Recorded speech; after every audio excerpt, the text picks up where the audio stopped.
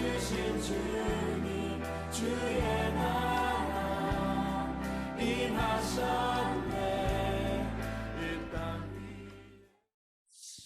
여러분, 오늘 말씀의 핵심 주제는 목사님마다 다르게 얘기를 합니다만은 오늘 우리가 이 본문을 보면서 작은 일에 충성을 해야 된다고 하는 주님의 메시지를 듣기를 원합니다.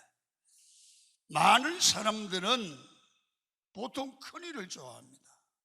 가정에서든 사회에서든 큰 프로젝트를 내놓고 하면 많은 사람이 참여하지요.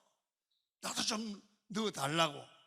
그런데 작은 일을 하면 별로 관심이 없어요. 귀하게 여기지 않습니다. 그래서 누구나 큰 거는 관심이 가게 마련이에요. 그래서 충성이라는 것은 이렇게 정의를 내리면 될 것 같아요. 어디서든 작은 일에 최선을 다하는 마음을 가지는 것이 충성이다. 작은 일에 최선을 다하면 큰 일도 최선을 다하는 거예요. 내가 하나님 앞에서 충성된 사람인지 아닌지를 어떻게 알 수 있습니까? 일상에서 늘 어떤 일이든지 작은 일에도 내가 정성과 최선을 다해서 그 일을 하느냐, 그걸 보면 나는 충성된 사람인지 아닌지를 알 수 있다는 거예요. 여러분, 성경을 한번 보지요. 21절입니다. 시작. 착하고 충성된 종,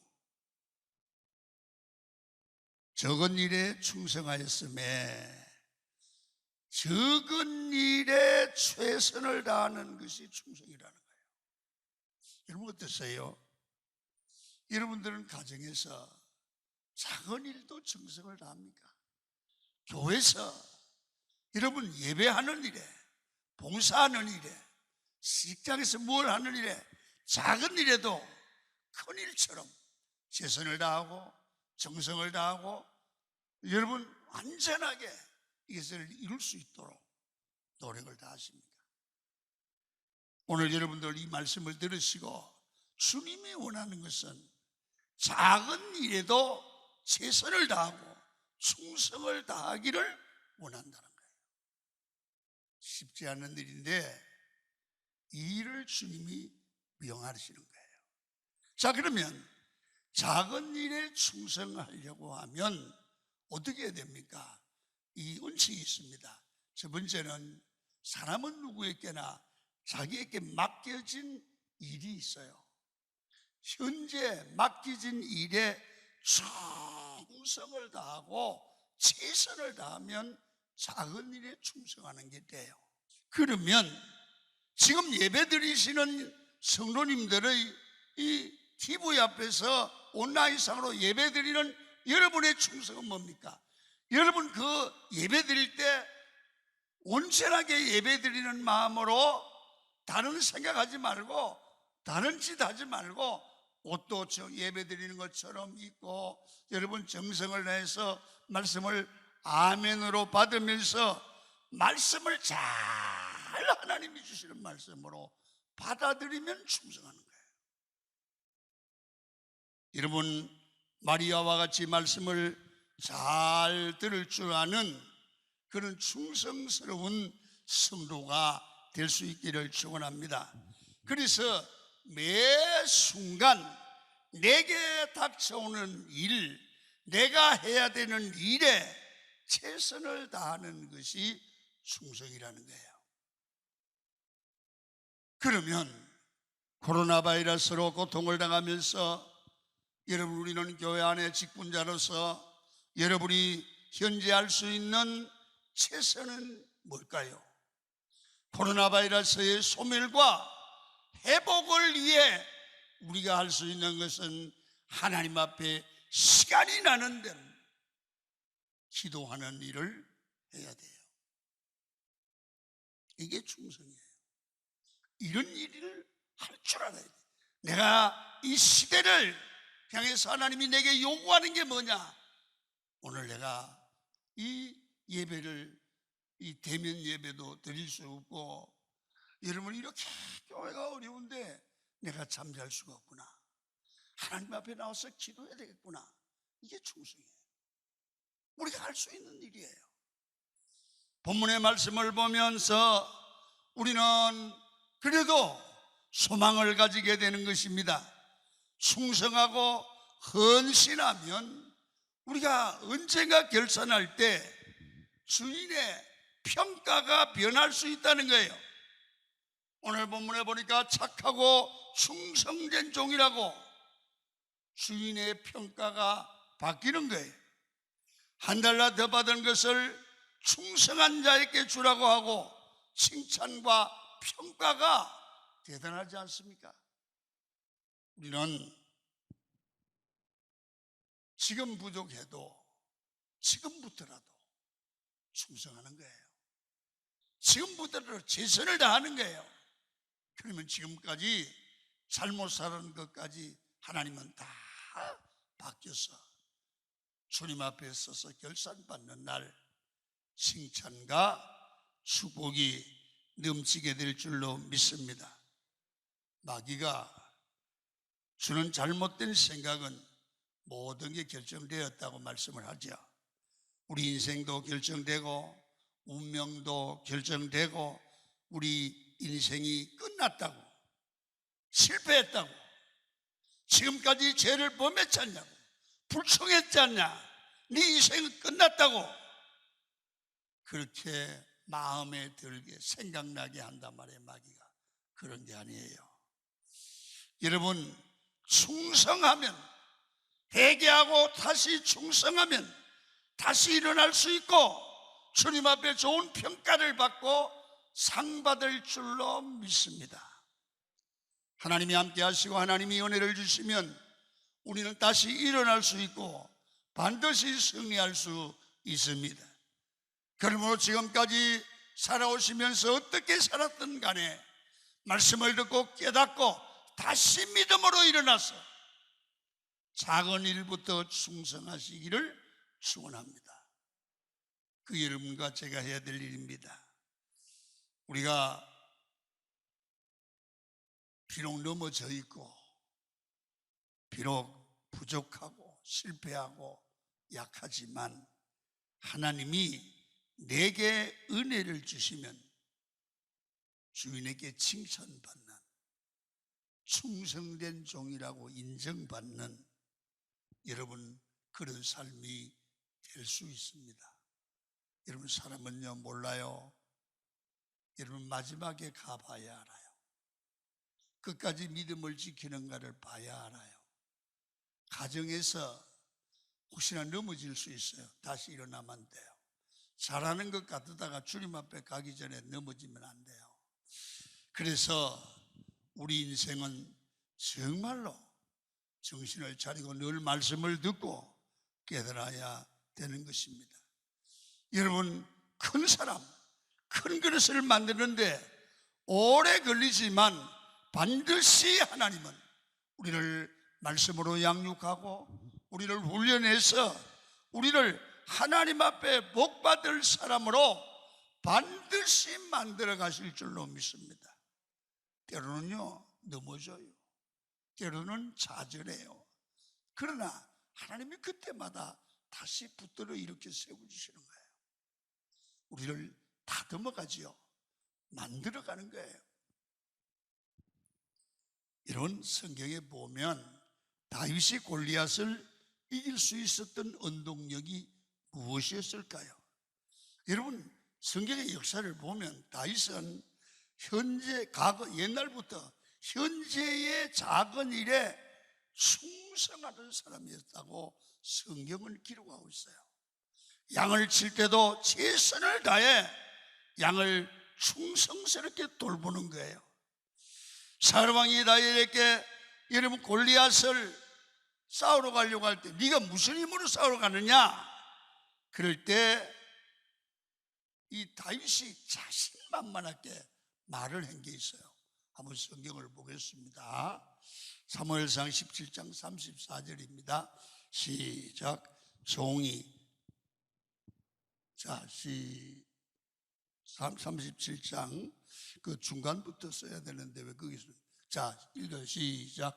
그 입에서 새끼를 건져내었고 그것이 일어나 나를 해하고자 하면 그 수염을 잡고 거기다가서 그것을 치고,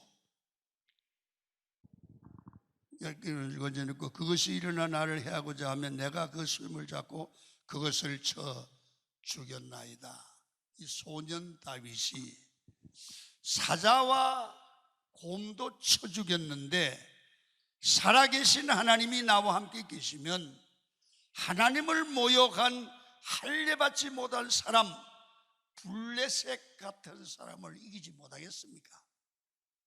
다윗이 얼마나 자신만만합니까?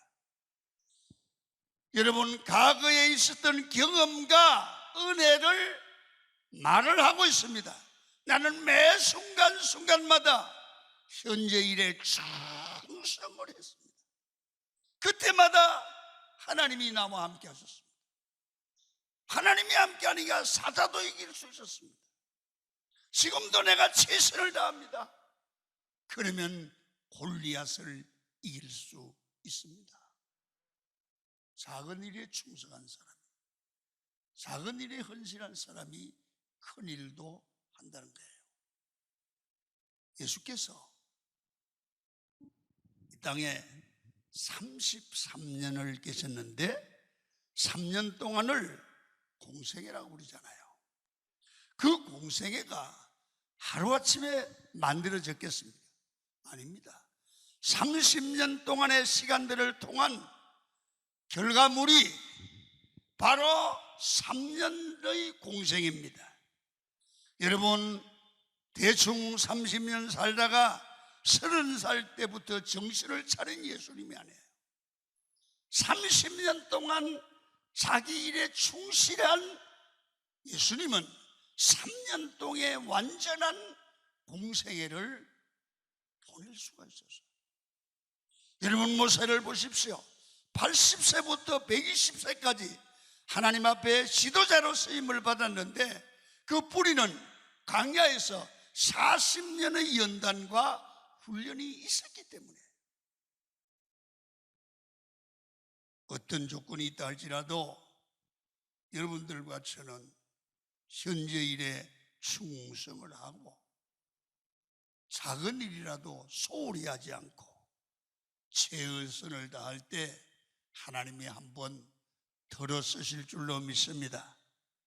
내가 아무리 비천하고 연약할지라도 내게 현재 주어진 일에 충성을 다할 때 하나님께서 그 사람을 들어 쓰신단 말이에요.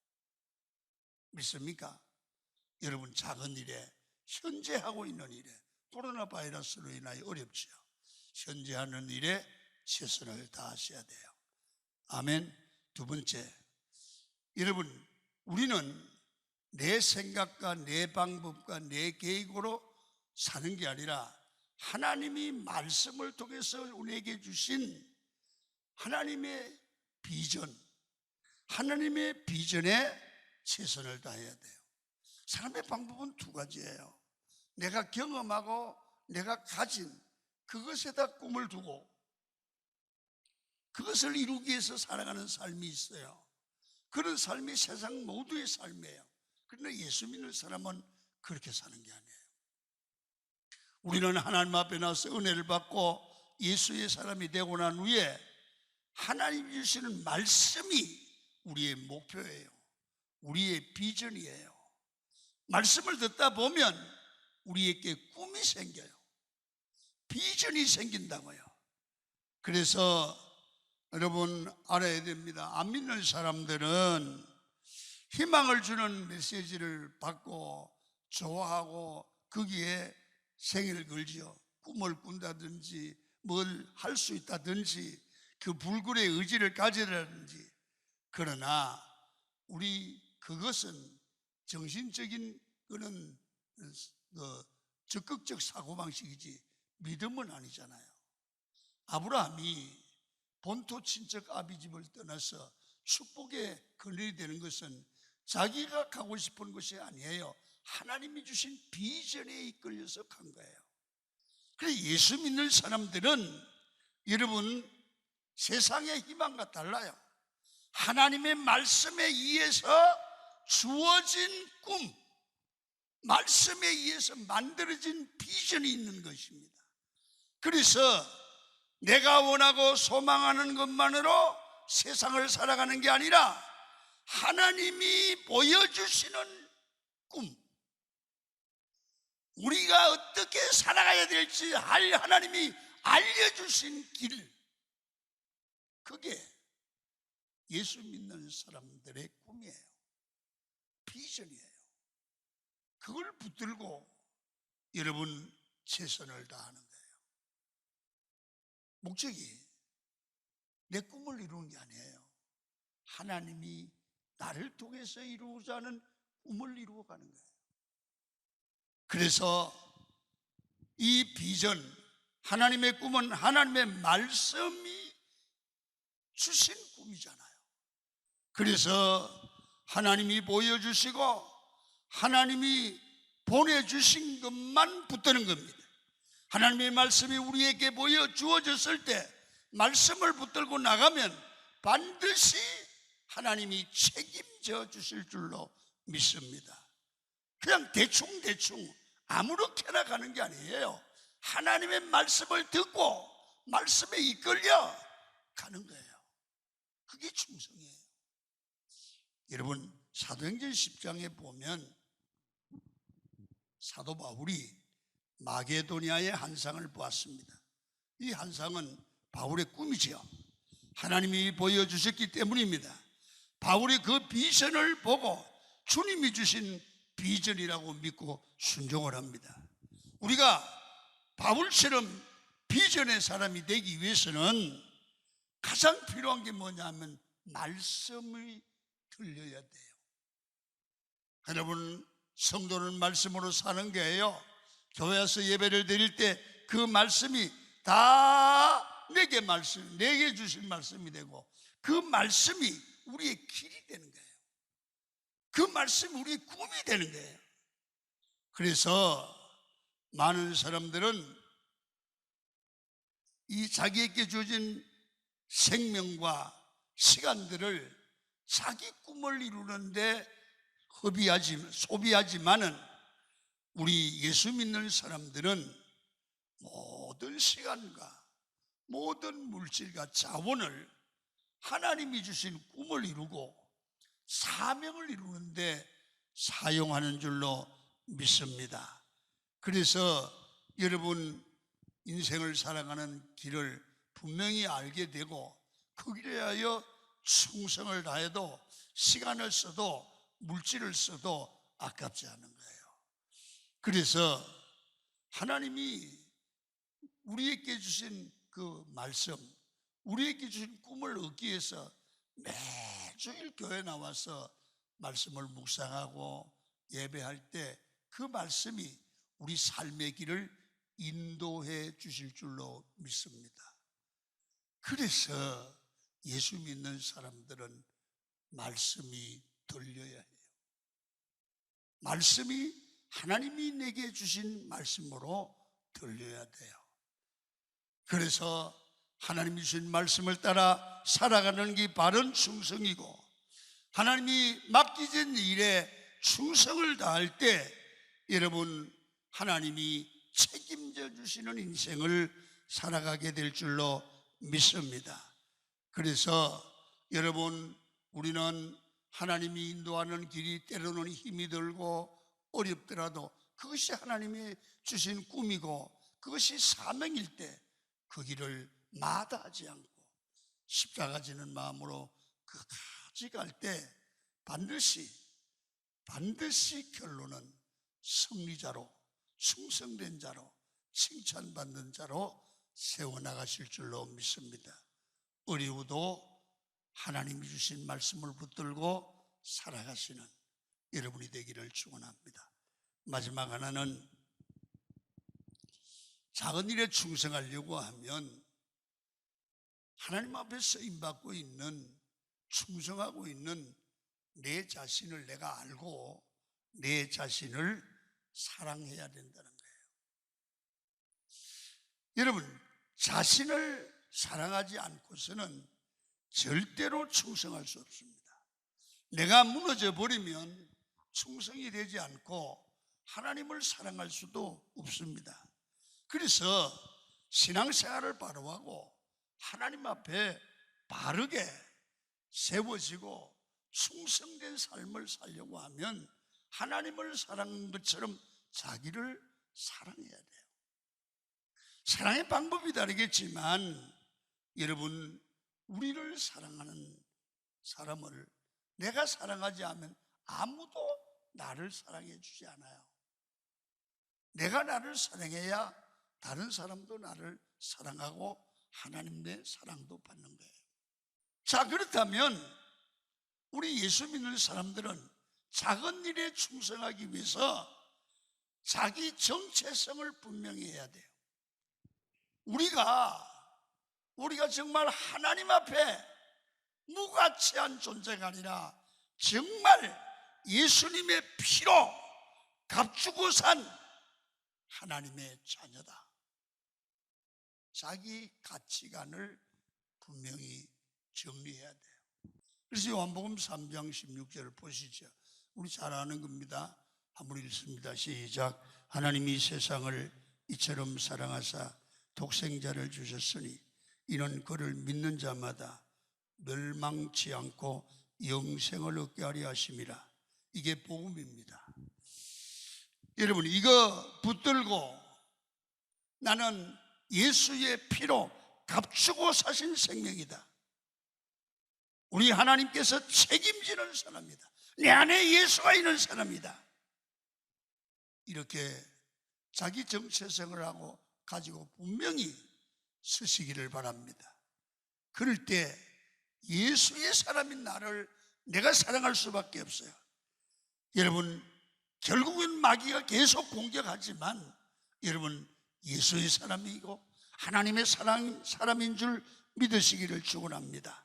그래서 여러분, 성경을 보면 마음과 목숨과 뜻을 다해서 하나님을 사랑하는 것과 내 이웃을 내 몸같이 사랑하는 것이 하나님의 사람의 사랑이라는 거예요. 여기서 세 가지 사랑이 나와요. 첫째, 하나님 사랑입니다. 마음과 뜻과 목숨을 다해서. 두 번째는 이웃 사랑입니다. 그다음에 세 번째는 내 몸 사랑입니다.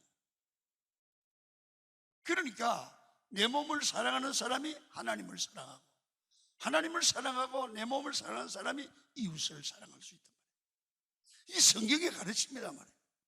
그래서 오늘 여러분들과 제가 꼭 기억해야 됩니다. 충성된 자가 하늘나라 갈 때에 상을 받고 땅에서도 복을 받는다고 하면 나를 사랑해야 돼요. 내가 나를 사랑하지 않으면 아무도 나를 사랑하지 않아요. 나를 사랑한다는 얘기는 남에게, 하나님께, 남에게 사랑받는 사람으로 나를 만들어가는 거예요. 그게 무슨 뜻이게 잘 이해를 하셔야 돼요. 나를 사랑하기 때문에 나만 먹고 나만 하는 게 아니라 내가 어떻게 살면 하나님의 사랑을 받는 나로 만들까? 남편의 사랑을 받고 아내의 사랑을 받고 다른 사람의 사랑을 받는 나로 내가 만들어가야 내가 나를 사랑하시는 것인 줄로 믿습니다. 그래서 적은 일의 충성이 주님이 원하는 것입니다. 이 일을 우리는 날마다 생활 속에 실천해 가시는 여러분이 되기를 주의 이름으로 축원을 드립니다. 생명의 말